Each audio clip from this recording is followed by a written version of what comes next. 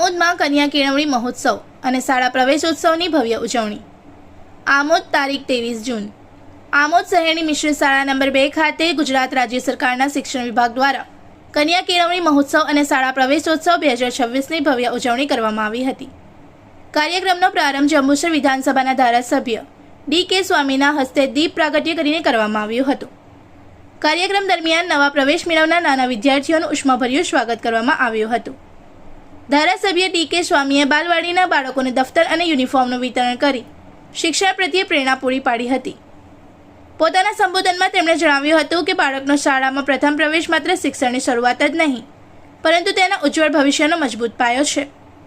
તેમણે વાલીઓને દરેક બાળકને નિયમિત શિક્ષણ સાથે જોડવા અને શિક્ષણનું મહત્વ સમજવા અપીલ કરી હતી। આમોદ તાલુકાની પ્રાથમિક, માધ્યમિક તેમજ જ્ઞાન શક્તિ રેસિડેન્શિયલ સ્કૂલ સહિત કુલ 32 શાળાઓમાં 22 થી 25 જૂન દરમિયાન કન્યા કેળવણી મહોત્સવ અને શાળા પ્રવેશોત્સવનું આયોજન કરવામાં આવ્યું છે।